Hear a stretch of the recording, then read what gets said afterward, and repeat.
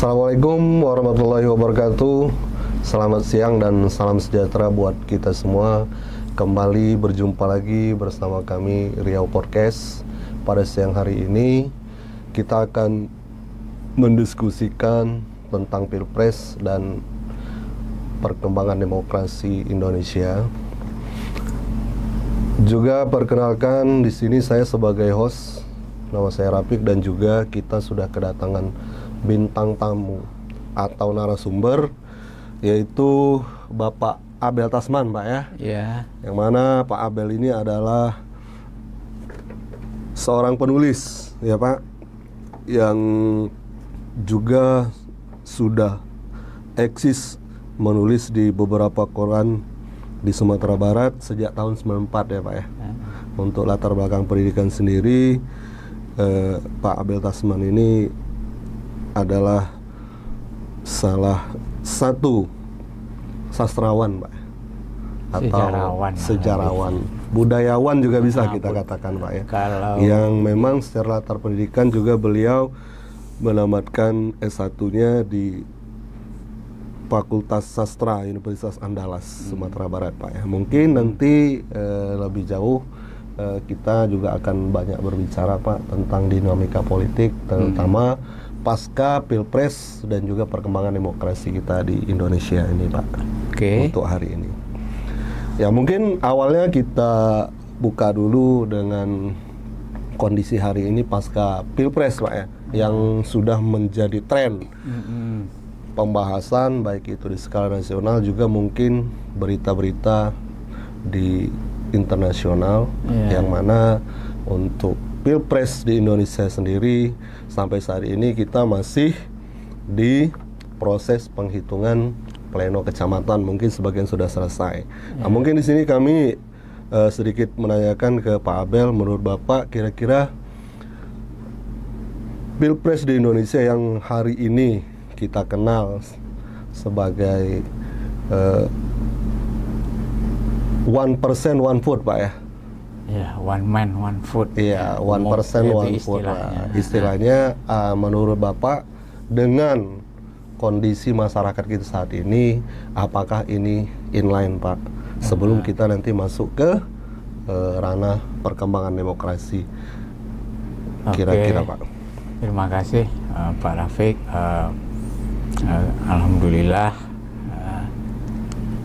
bangsa kita sedang berproses serius untuk mengupayakan terwujudnya demokrasi yang lebih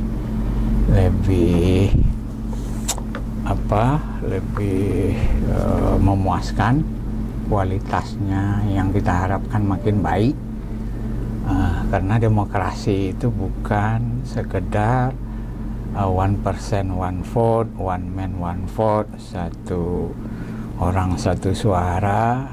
Itu namanya demokrasi prosedural sebenarnya.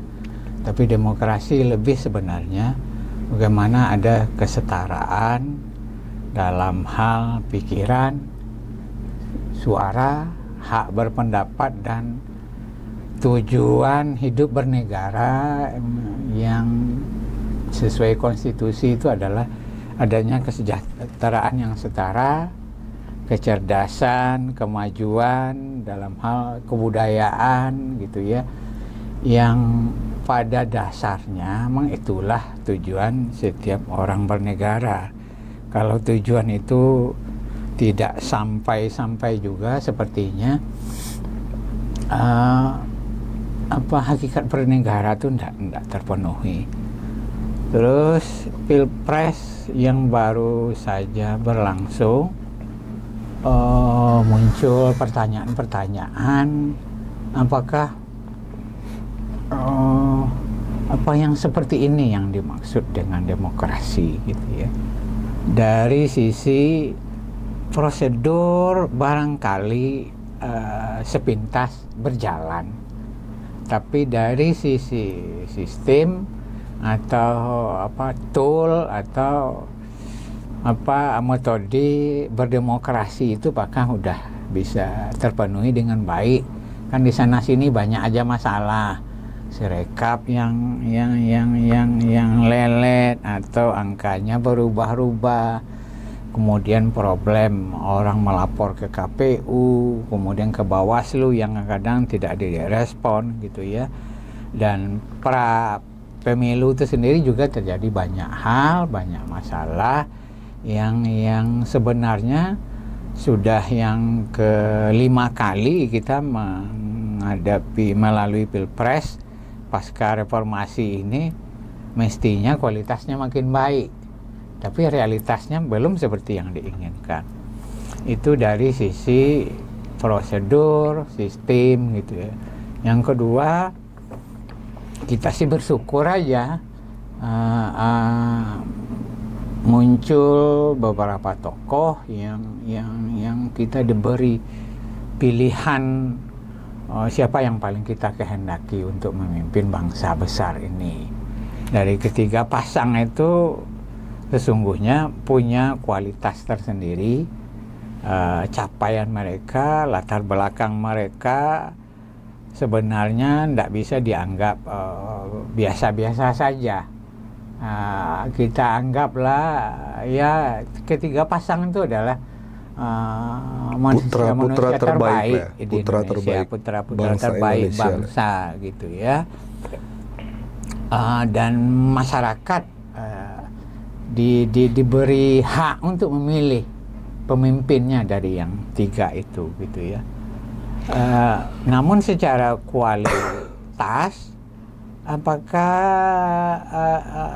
itu yang kehendaki demokrasi sesungguhnya gitu ya? Nah di situ Pak, maksudnya penekanan lebih ke kualitas daripada rakyat Indonesia sendiri yang mungkin sudah terdaftar menjadi di DPT Pak ya. Nah, jadi maksudnya dengan tujuan demokrasi sendiri, apakah kita sudah siap Pak? Karena dengan sistem one person one vote tentu satu suara yang memilih dengan analisa dan satu suara yang memilih karena dibayar, ini sama-sama dihitung satu Pak. Maksudnya seperti itu. Ya mungkin kita sama-sama memahami ketika dari capres, ketiga orang daripada capres kita adalah putra-putra terbaik bangsa. Tetapi apakah tujuan demokrasi sendiri sudah layak atau belum Pak? Untuk dengan kondisi masyarakat kita saat ini, yang mana ya beberapa survei yang bisa dipercaya itu sudah menjelaskan 60% bahkan lebih itu kita masih untuk strata pendidikan sendiri masih baru sampai kelas 7 gitu loh. Nah, berarti itu maksudnya SMP. Lebih ke kesiapan dan kelayakan itu Pak, yang kita mungkin pengen tahu dari, karena Pak Abel sendiri juga kan sebagai pernah juga dari bagian dari Partai Gerindra dan juga pernah jadi anggota DPRD Kabupaten Sumatera Barat Pak ya.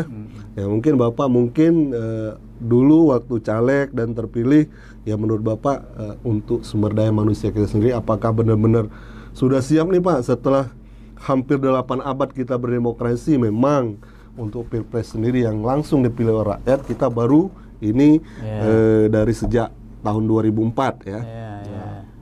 Dengan pertama dipilihnya Pak SBY di periode pertama. Tetapi makin ke sini bagaimana Pak kira-kira kesiapan SDM kita sendiri sebagai warga negara yang sudah memiliki hak pilih? Begitu Pak kira-kira. Jadi sebenarnya kita bukan underestimate ya dengan kualitas pemilih yang 60% masih rata-rata kelas 7, tapi kita ingin melihat lebih dengan empati sesungguhnya gitu ya. Kok baru segitu juga capaian bangsa ini di bidang pendidikan. Itu Pak yang padahal di konstitusi itu salah satu janji konstitusi itu yang dirumuskan oleh founding parents kita itu ya, mencerdaskan kehidupan bangsa. Ya berarti itu tanggung jawab negara dong Pak. Tanggung jawab negara sepenuhnya gitu ya.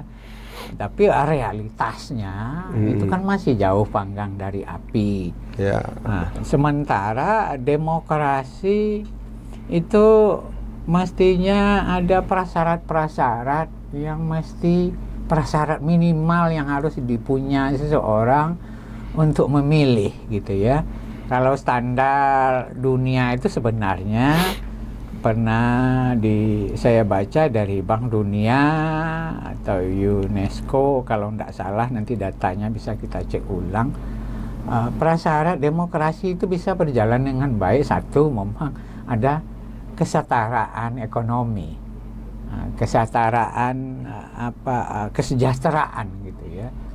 Jadi orang demokrasi yang berkualitas itu baru bisa akan berjalan dengan baik kalau bahasa sederhananya perut ke bawah orang itu udah selesai.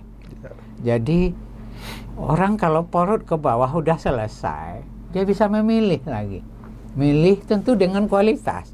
Dia bisa akan verifikasi, dia bisa cek calon pemimpinnya, yang mana calon pemimpin itu kan sebenarnya adalah orang yang dia suruh. Orang yang diberi kekuasaan untuk diberi mandat, mengurus Pak, dirinya. Iya, diberi mandat, diberi kekuasaan. Intinya kalau bahasa gampangnya itu kan pesuruh kita sebenarnya. Karena kita tuh 280 juta, kita bernegara, negara ini puncaknya diurus satu orang. Itu sebenarnya esensinya ya mungkin gitu lebih ke secara kesiapan mungkin siap Pak, tetapi dari kelayakannya sendiri seperti apa, ya kan? Karena memang dengan mayoritas pendidikan kita masih kita katakanlah di bawah standar Pak ya. Dengan pendapatan per kapita juga masih jauh dan IQ rata-rata nasional kita 78,5. Masih paling rendah hampir di Asia Pak ya. Tenggara aja. Nah, itu. Jadi maksudnya apakah demokrasi ini terlihatnya cenderung dipaksakan di Indonesia atau mungkin nanti akan ada alternatif lain gitu loh untuk pemilihan-pemilihan ini, karena kalau seperti ini kan terus-menerus berjalan tentu kualitas dari pemilu itu sendiri dipertanyakan Pak ya. Jadi intinya siapa yang berani berbuat curang atau siapa yang berani bermain uang atau money politik, ya dia yang akan menang. Ya kan itu kesan yang sampai saat ini masih ada di masyarakat. Jadi lebih ke kelayakan itu sendiri. Demokrasi yang hakiki itu tidak akan pernah tercapai jadinya kalau realitas seperti ini masih kita paksakan gitu ya. Jadi makanya satu, tetap aja memang kepada kualitas pendidikan, literasi bahasa sekarangnya. Yang kedua tadi memang soal kesejahteraan. Orang nggak bisa kok dipaksa menentukan kualitas kalau perutnya keroncongan. Beras untuk seminggu ke depan nggak tahu. Anaknya mau ujian gitu ya. Sewa rumah mau habis gitu ya. Jadi memang problematik gitu ya. Dari sisi lain kita dipaksa sejarah masuk ke demokrasi karena peristiwa 98. Dan sebelumnya juga memang kehendak para founding parent kita itu juga Indonesia ini di sistem pemerintahnya adalah demokrasi. Kalau sebenarnya tahun 90-an dulu ada diskursus akademik yang cukup panjang di berbagai universitas di dunia tentang dua pilihan pemerintahan, apakah demokrasi atau pembangunan ekonomi. Nah, itu tahun 90-an gitu ya. Itu dikasih beberapa contoh gitu ya. Kalau di Amerika atau yang paling orang anggap ideal itu di Eropa gitu ya, demokrasinya jalan, kualitas hidup juga makin baik gitu ya. Di beberapa negara Asia itu demokrasi berjalan tapi kualitas ekonominya begitu-begitu aja, malahan kan kadang menimbulkan banyak masalah. Kalau tahun 90-an itu dianggap kayak di Filipina, kayak di Bangladesh. Bangladesh itu kan 20-an tahun tuh penguasanya, walaupun demokrasi itu bolak-balik gitu ya. Ada contoh lain yang diteliti orang, misalnya Singapura. Singapura itu demokrasinya demokrasi yang sangat terbatas. Tidak gampang orang bicara di Singapura, tapi kemajuan ekonomi, pendidikan, kualitas hidup itu jauh luar biasa. Malah pendapatan per kapita sekarang Singapura tuh yang paling tinggi di dunia. Kualitas pendidikannya pun termasuk yang paling tinggi. Kayak Universitas of Singapore, Nanyang University dan segala macam gitu. Jadi tahun 90-an tuh secara akademik orang dihadapkan kepada pilihan-pilihan serius seperti itu. Tapi kita karena 32 tahun dipimpin oleh Pak Harto sebagai rezim yang otoritarian, cenderung despotik, walaupun dengan tetap kemasan seolah-olah berdemokrasi. Packagingnya Pak ya? Packagingnya demokrasi, walaupun disebut itu demokrasi Pancasila lah, segala macam lah. Kita dihantam badai krisis ekonomi yang cukup ekstrim, dan Pak Harto jatuh, semua aturan, konstitusi diperbaiki, diamandemen, akhirnya kita bersepakat memilih demokrasi. Walaupun apakah itu benar realitasnya, karena kan rakyat mayoritas pun tidak ada ditanya waktu itu sebenarnya. Lebih yang memutuskan itu kelas menengah, elit gitu ya.